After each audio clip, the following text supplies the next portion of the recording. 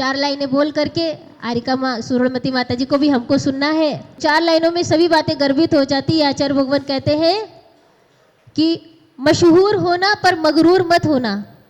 खूब धन दौलत मिल जाएगी, खूब ऐशो आराम मिल जाएगा, सब कुछ मिल जाएगा। मशहूर होना पर मगरूर मत होना। छू लो कदम कामयाबी के, अपनों से दूर मत होना।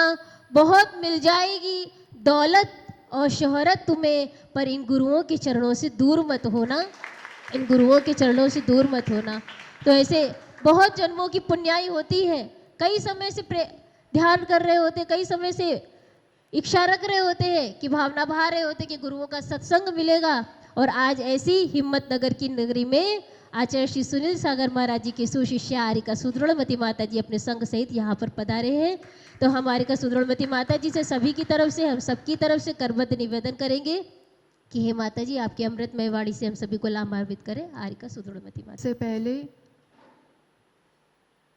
जिनका योगदान रहा है आरिका संघ का यहाँ तक पहुँचाने के लिए, समाज को उनका अभिवादन करना चाहिए। बहुत बड़ी सेवा कहलाती है। यहाँ के तो मंदिर भर जाएगा, बड़ी बात नहीं है। चिंतामणि पार्श्वनाथ से तारंगा शिविर तक और तारंगा से यहाँ तक आहार विहार की सेवा तो जिनके नेतृत्व में, जिन परिवारों ने, और सबसे बड़ी बात अपनी वैकेशन के मौज मस्ती को छोड़ के गर्मी में जिन्होंने पद विहार किया है, उन युवाओं के लिए, उन बच्चों के लिए भी समाज को बहुत शुक्रिया करना चाहिए। और ये पीढ़ी जिंदा है तो समझना हिम्मतनगर में आगे समय में भी साधु आते रहेंगे, क्योंकि ये पीढ़ी में अभी साधुओं के साथ पैदल चलने की हिम्मत है।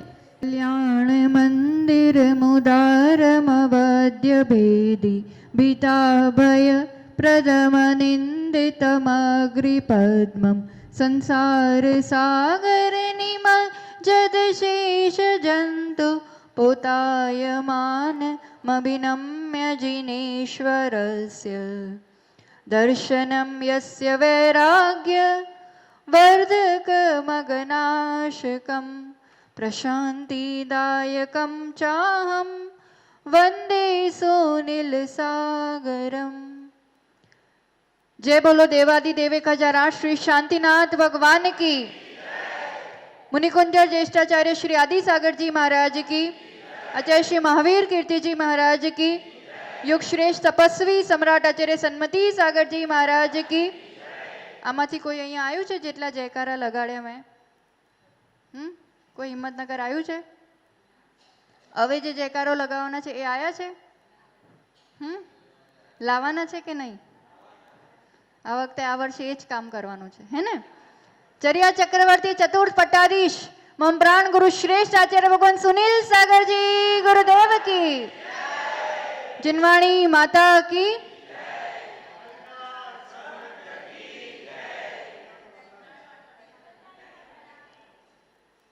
एक बार की बात है, एक बड़े से शेठ अपनी बड़ी सी गाड़ी में बड़ी सी फैक्ट्री की ओर जा रहे थे।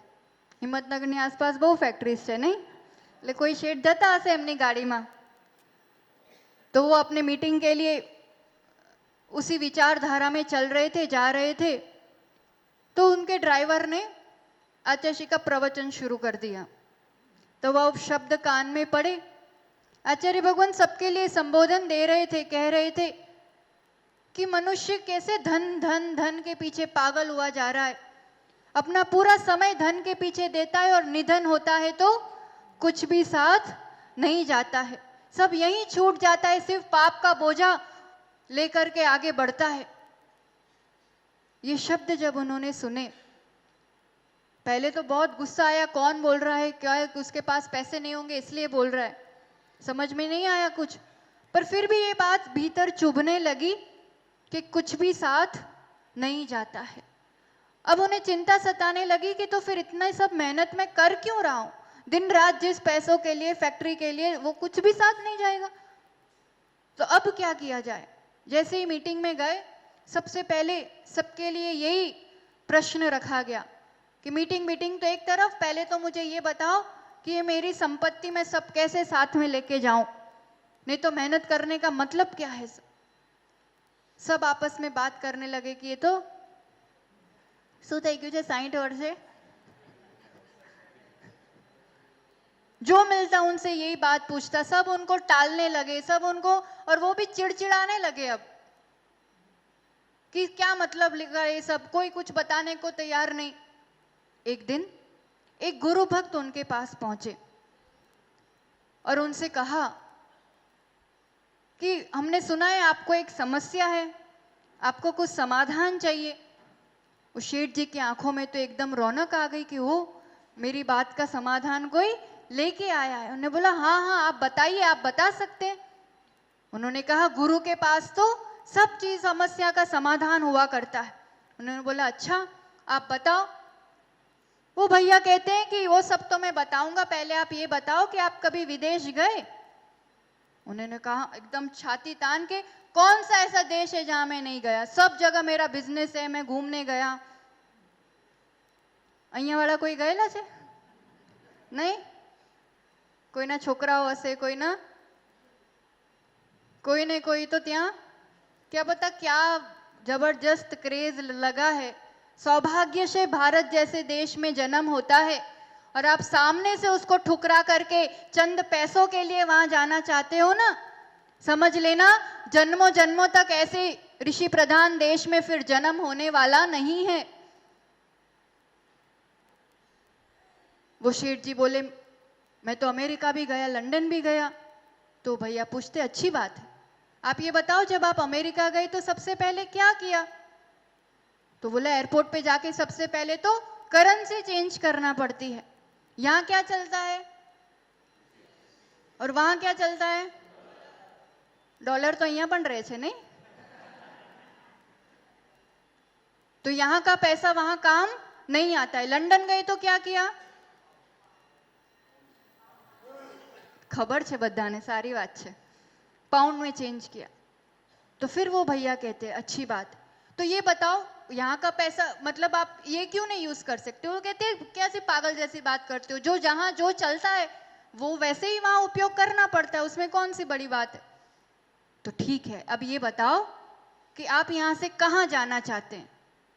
अब वो सब पका गया, मतलब कहाँ जाना चाहते हैं, मतलब क्यों मर के कहीं तो जाओगे, अमर तो नहीं है। अब उसको लगा बात तो सही है, कोई भी अमर तो नहीं है, जाना तो पड़ेगा। कहाँ जाएंगे? कहाँ जाओ? क्या जाओ छे અહીંથી? હે મોક્ષ? અહીંથી સીધું મોક્ષ જવાશે? સીધું મોક્ષ જવાય અહીંથી? ક્યાં જવું પડે? અહીંથી શું રસ્તો છે? મોક્ષ તો જઈશું, આપણે બધા જ જઈશું। મોક્ષ જવાનો રસ્તો અહીંથી પહેલા ક્યાં જવું પડે?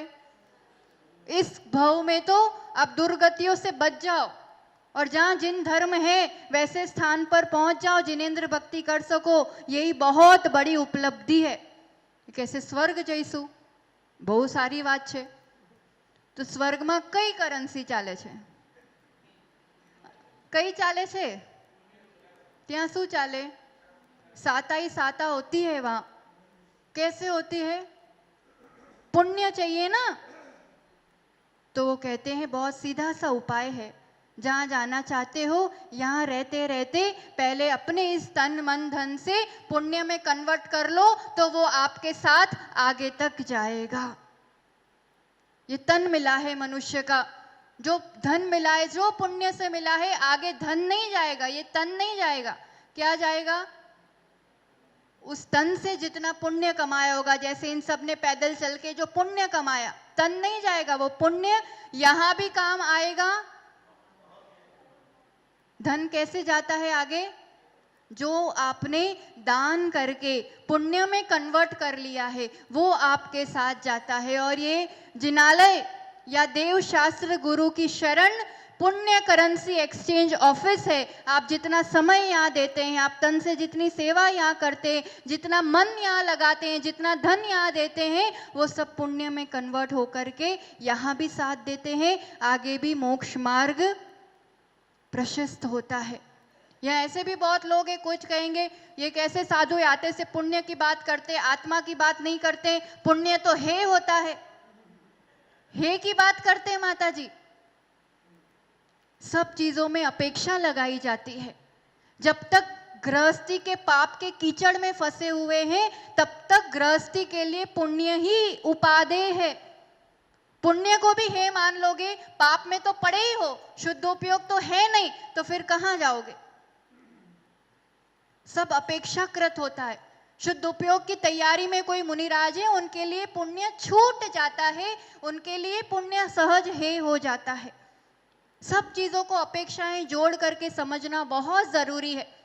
कुंद कुंद आचार्य भगवंत ने अष्टपाहुड़ में श्रावक के लिए पुण्य कमाने के 4 रास्ते बताए, 4 उपाय बताए। स्वाध्याय करते हैं यहाँ पे? कौन कौन स्वाध्याय करता है? रोज करना चाहिए। ये सब बैठे ना, इनको भी 10 मिनट 15 मिनट मंदिर में बैठ के एक शास्त्र खोल के, कुछ नहीं, प्रथमान योग पढ़ो। आचार्य भगवान उसमें कहते हैं पुण्य कमाने के 4 रास्ते। कौन कौन से? सबसे पहले उसमें कहा दान, दूसरा जिनेंद्र भक्ति, तीसरा व्रतों का निर्दोष पालन, और चौथा उपवास करना। सातिशय पुण्य कमाने के ये द्वार बताए हैं। सबसे पहले क्या कह दिया? क्या कहा? दान। दान कितने प्रकार के होते हैं सभी जानते हैं आप लोग। दान देने वाला दाता, दाता बनना भी सौभाग्य है। 4 गतियों में सिर्फ मनुष्य ही दाता बन सकता है। बड़े बड़े इंद्र भी तरसते हैं दान देने के लिए। आहार दान, यानी जिसमें 4 दान अपने आप गर्भित हो जाते हैं। आहार ही औषध है, आहार है तो प्राणों की रक्षा है, अभय दान है। आहार दान है तो शास्त्रों का वाचन है, जिनवाणी का अध्ययन है। आहार दान किसको दिया जाता है? किसको दिया जाता है? चतुर्विध संघ को। તમે નહીં કહતા આપણે પર્યુષણમાં શું ગાઓ? દાન 4 પ્રકાર 4 સંઘ को दीजिए। કયા કયા સંઘને આપવાનું? વિશુદ્ધ સાગરના સંઘને। પછી 4 બને 4 લાખ્યા હશે ને દિમાગમાં કે આટલા 4 સંઘને જ આપવાનો, એવું નહીં। 4 संघ, चतुर्विध संघ मतलब मुनि आरिका, शुल्लक शुल्लिका या श्रावक श्राविका, चतुर्विध संघ सुपात्र को दान दिया जाता है। कोई ऐसे भी क्या कहे, दया आती है कह के, जिनवाणी का ही सीधा वर्णवाद कि इस काल में मुनि होते ही नहीं, चतुर्विध संघ होता ही नहीं, तो आहार दान आदि देने की तो बात आती ही नहीं है। इससे बड़ा घोर मिथ्यात्व और कोई नहीं है। कुंद कुंद आचार्य की वाणी का सीधा सीधा यहाँ पर घात है। सीधा लखा है, कहा है भगवान ने कि पंचम काल में भले गिने चुने रहेंगे, कुछ रहेंगे, पर सच्चे साधु पंचम काल के अंत तक रहेंगे, सच्चे श्रावक पंचम काल के अंत तक रहेंगे। हमें अपना नाम सच्चे श्रावकों की श्रेणी में लिखाना है। सच्चे श्रावक कौन? रहन सार में आचार्य भगवान कुंद कुंद ने कहा कि दानम पूयम मुखम, दान और पूजा ये 2 मुख्य कर्तव्य जो करता है वो श्रावक है। जब तक वो ये कर्तव्य नहीं करता है तब तक वो श्रावक कहलाने के योग्य भी नहीं है। आहार दान सुपात्र को दिया जाता है, और आहार दान ये एक ऐसा अवसर है जिस माध्यम से गुरुओं के चरण अपने घर पर पड़ते हैं। उसके बिना आप कितना ही कहते रहो तो बाकी कोई अवसर बहुत मुश्किल से हुआ करते। कहा है भाग्य अपना जगाना तो गुरु का दर्श कर लेना, सौभाग्य जगाना तो गुरु की सेवा कर लेना, धन्य भाग्य हमारा हो गुरु घर पर जो आ जाए, महासौभाग्य है अपना गुरु हमें याद कर ले जो। भाग्य तो है, लेके आए हैं अपन, हमने ही कमाया है अपने पुरुषार्थ से कि ऐसे दिन शासन में, ऐसे परिवारों में, ऐसे क्षेत्र में जन्म हुआ है जहां गुरुओं का आवागमन है।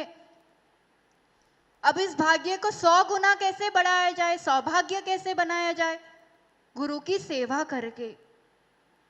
गुरु की सेवा के साथ धन्य भाग्य कब कहा जाता है? कब कहा जाता है? गुरु के चरण जब घर पे पड़ जाए। जिस घर में गुरु के चरण नहीं पड़ते हैं वो घर नहीं है, स्मशान के बराबर है। પણ અમે શું કરીએ, અમારો તો વારો એમને લખ્યો જ નથી. અમારો વારો આવ્યો ત્યાં સુધી તો વિહાર જ થઈ ગયો. પછી અમે કેવી રીતે શું કરીએ? એમાં તમારો વાંક નથી, નહીં? શું કરી શકાય બોલો? इन सब चीजों के लिए इंतजार नहीं किया जाता है कि नंबर आवसे त्यारे, वारो आवसे त्यारे। घर के आगे कोई घर के आंगन में आए सोने के सिक्के का घड़ा लेकर के, आप दरवाजा खोल के कह दो नहीं नहीं आज तो आमनो वारो छे, आज मारे त्या नहीं, ऐसा कह दो तो कहोगे? कौन कहेगा बताओ? ऐसा शूरवीर हिम्मत वालों कौन छे अहींया एवो जेवो कह दे ना ना आज आमनो नंबर छे?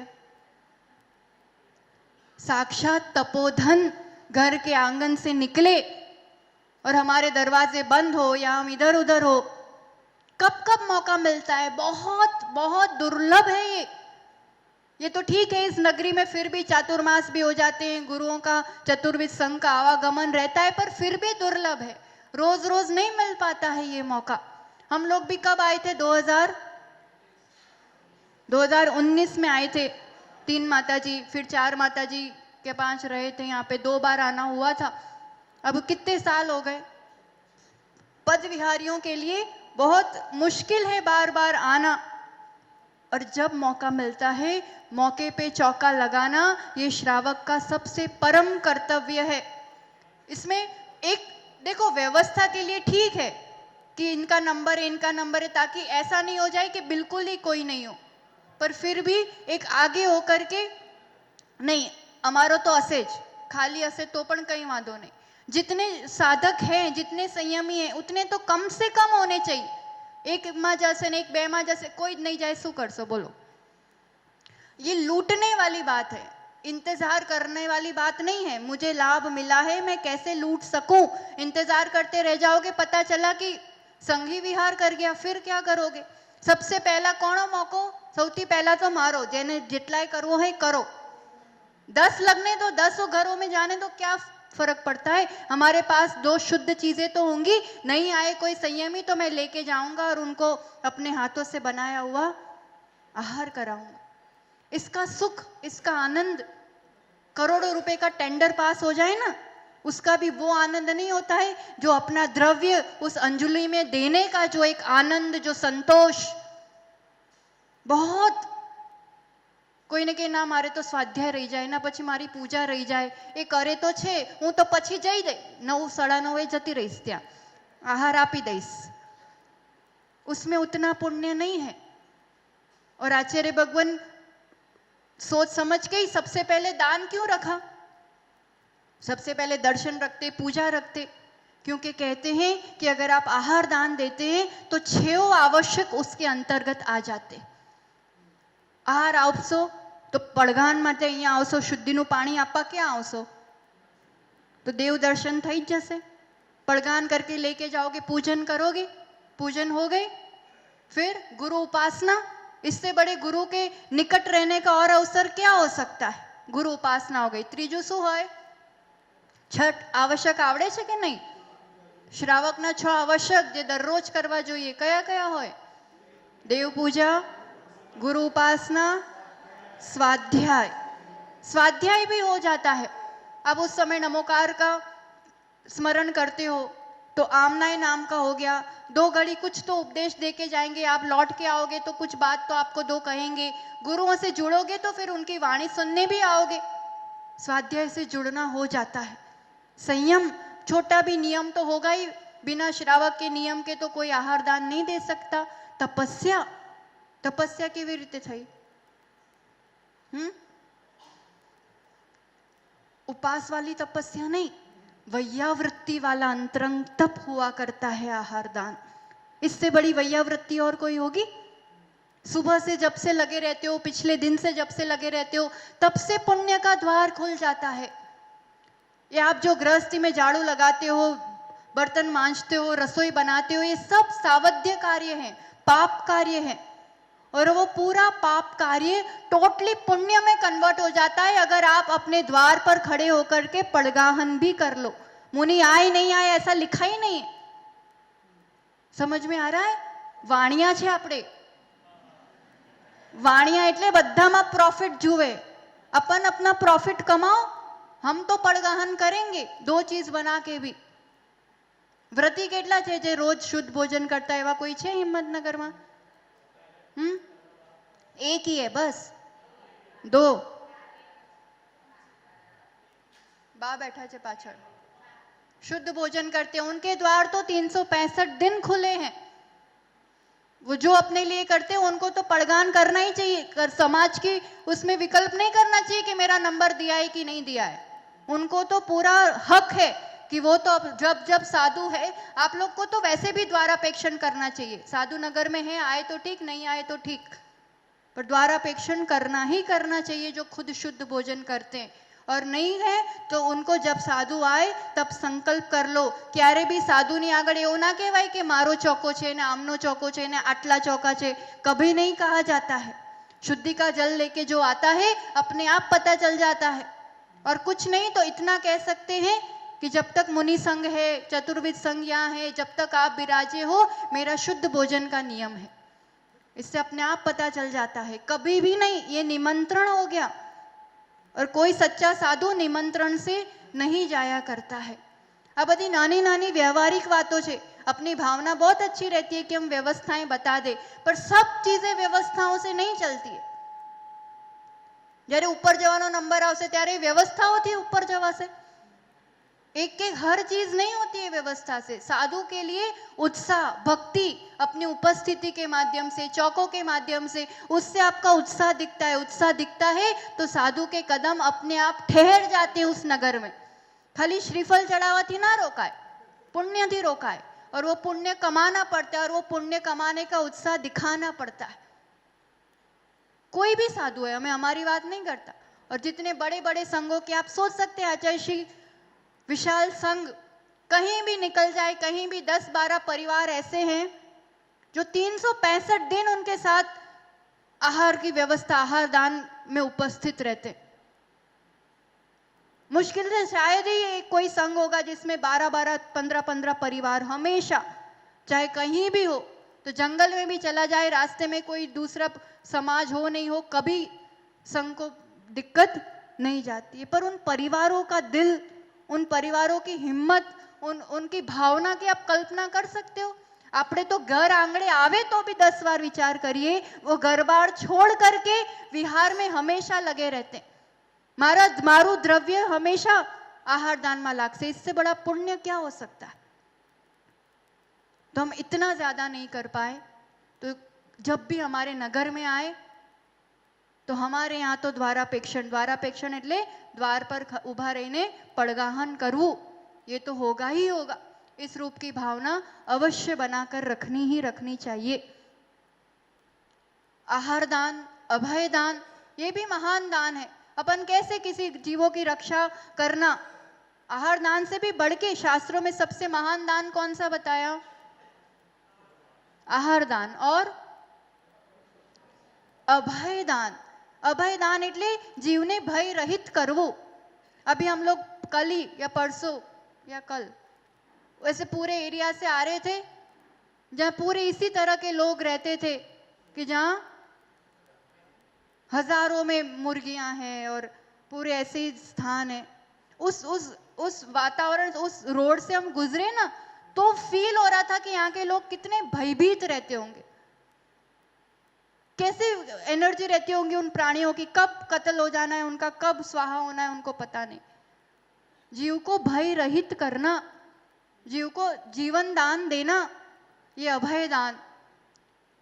और चर्चा अपन कल करेंगे पुण्य कमाने के जो ये 4 रास्ते, 4 मार्ग बताए हैं।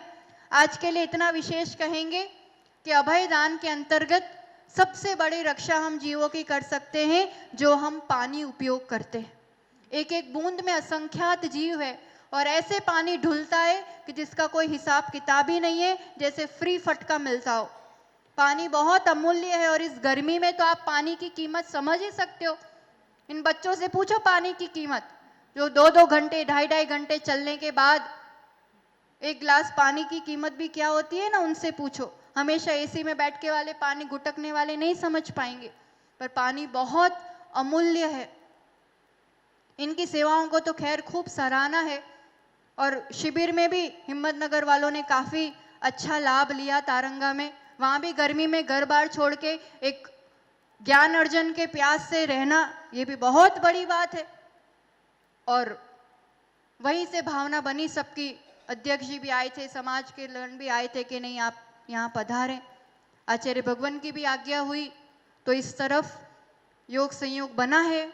जितना योग संयोग बना है पूर्ण रूप से लाभ लेना, चाहे प्रवचन आदि का हो, उपस्थिति से हो, दान आदि का लाभ हो।